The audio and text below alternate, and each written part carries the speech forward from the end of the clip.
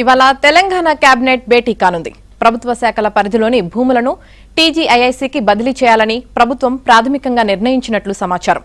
ఇందులో భాగంగానే వివిధ శాఖల కింద ఉన్న నిరుపయోగ భూములన్నిటినీ టీజీఐఐసీ పరిధిలోకి తీసుకురానుంది. తద్వారా పారిశ్రామిక అవసరాలు, అభివృద్ధి కార్యక్రమాలకు అవసరమైన భూములను నేరుగా టీజీఐఐసీ నుంచే కేటాయించుకునేందుకు వీలుంటుందని ప్రభుత్వం భావిస్తోంది.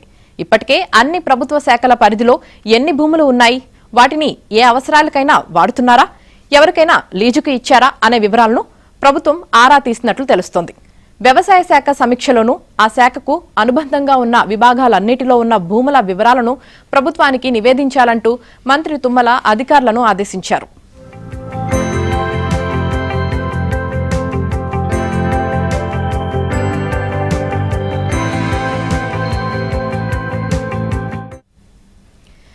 ఇవాళ జరిగే కేబినెట్ లో ప్రభుత్వ భూములను టీజీఐఐసీకి కేటాయించే అంశంపై చర్చించి ఓ నిర్ణయం తీసుకునే అవకాశం ఉంది.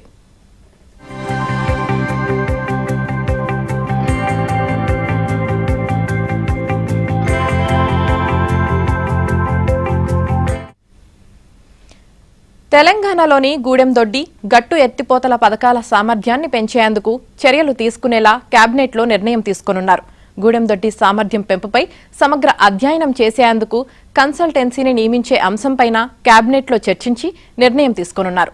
కాళేశ్వరం ప్రాజెక్టులో మేడిగడ్డ, అన్నారంతో పాటు సుందిళ్లలోనూ లోపాలపై కేబినెట్లో కీలకంగా చర్చించనున్నారని సమాచారం.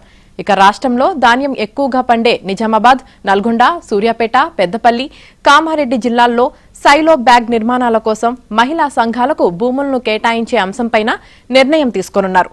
అలాగే మెట్రో ఫేజ్ 1 స్వాధీనానికి అవసరమైన రుణ సేకరణ, 2వ దశ విస్తరణ అంశాలపై చర్చించనున్నారు. చట్టసభల్లోకి వెళ్లేందుకు వయసు తగ్గింపు, నిషేధిత భూముల అంశానికి చెందిన 22A, అసెంబ్లీ సమావేశాల నిర్వహణతో పాటు మరికొన్ని అంశాలు కేబినెట్లో చర్చకు రానున్నాయని తెలుస్తోంది.